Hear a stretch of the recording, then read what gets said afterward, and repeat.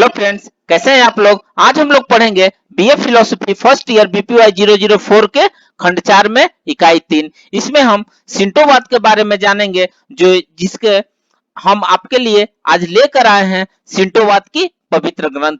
तो video start करने से पहले जो भी फ्रेंड्स हमारे चैनल पे नए आए हैं कृपया चैनल को सब्सक्राइब कर ले और बेल आइकन को प्रेस कर दे, ताकि जो भी लेटेस्ट वीडियो हमारे चैनल पे आए वो सबसे पहले आपको मिल सके। तो टाइम को ज्यादा न लेते हुए आइए चलते हैं सिंटोवाद के पवित्र ग्रंथ पे। तो आइए वीडियो को स्टार्ट करते हैं। साहित्य के दो प्रमुख सिंटोवाद के पवित्र ग्रंथ कहलाते हैं। ये जापान के स्थानीय साहित्य के सबसे पूज्य, बहुमूल्य और प्रभावशाली दस्तावेज हैं। ये मनुष्य के अस्तित्व से पहले कर्मों की कथा और इस ईश्वरीय युग के संवादों को बताते हैं। ये ग्रंथ सूर्योदय के दीपों की रचना की कथा से शुरुआत करते हैं। ये ग्रंथ दिलचस्प तरीके से यह भी बताते हैं कि कैसे राजसी वंश को सीधे स्वर्ग से ईश्वर द्वारा जापान के द्वीपों में उतारा गया था। कोजी की प्राचीन मामलों के दस्तावेज और निहोनगी जापान के इतिहास ग्रंथ है।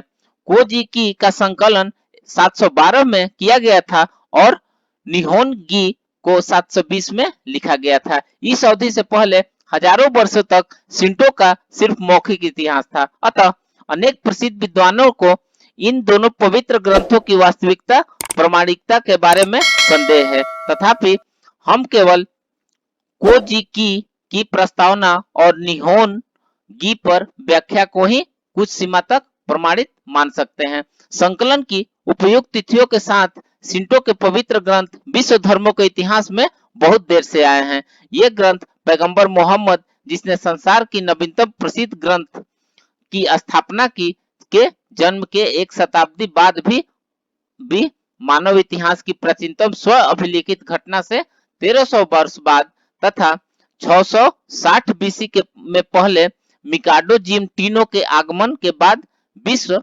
परिदृश्य में धार्मिक ग्रंथों के रूप में उभर कर सामने आए। पवित्र ग्रंथों में देर से किए गए इस संकलन के बावजूद कोजी की और निहोनगी 1200 वर्षों में लिखे गए सबसे पुराने दस्तावेज हैं।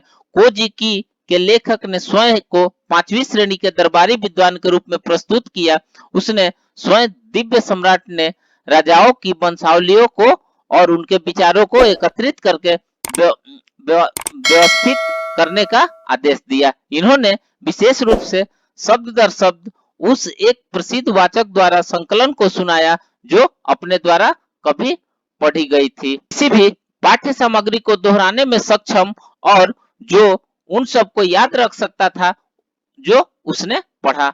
निहोनगी पर व्याख्यान में उपयुक्त लेखक के विषय में भी बताया गया है, जिनसे सिर्फ 8 वर्ष बाद ही उसी राजकुल के राजकुमार के सहयोग करके दूसरा ग्रंथ लिखने को कहा गया। यह ग्रंथ विभिन्न स्रोतों सामग्रियों का एक व्यापक संकलन था, जिसे उसी राजसी उद्देश्य से व्यवस्थित किया गया था।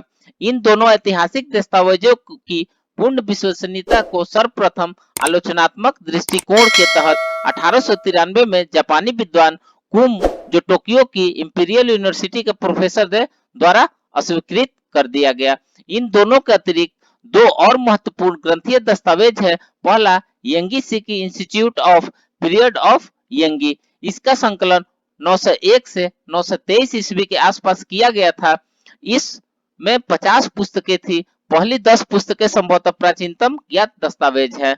वास्तविक ग्रंथ में विभिन्न समारोही अवसरों के 25 नोरी तो प्रार्थनाओं को अभिलेख है। इसका दूसरा ग्रंथीय दस्तावेज मेनियोसु 10,000 पत्रों का संकलन है। यह 4,496 कविताओं का एक संग्रह है। संभवतः इसे 5वीं से 8वीं शताब्दी में लिखा गया था। शिंटो धर्म ग्रंथ तमाम मिथकों, प्रार्थनाओं, वृत्तांतों और कविताओं का संग्रह है। ये दिव्य उत्पत्ति और दिव्य साम्राज्य के आरंभिक इतिहास की दिव्य उत्पत्ति पर केंद्रित है। ये विशेष रूप से प्रकृति की शक्तियों में असीम आनंद को महामंडित करते हैं।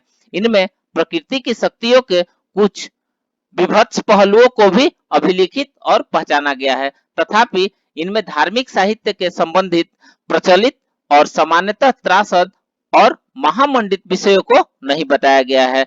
इनमें कर्तव्यों के विवाद, नैतिक आदर्श की जटिल समस्याओं, मनुष्यों की अच्छाई और बुराई के साथ संघर्ष, प्रमुख ऐतिहासिक संस्थापक, सद्गुण प्राप्त करने के प्रयास में व्यक्ति को मिलने वाली सहायता, पूरे विश्व के लिए निश्चित योजना के की प्रगतिशील पूर्ति और भावी जीवन के लिए रोमांचक और आकर्षक रहस्यों का पूर्ण अभाव है।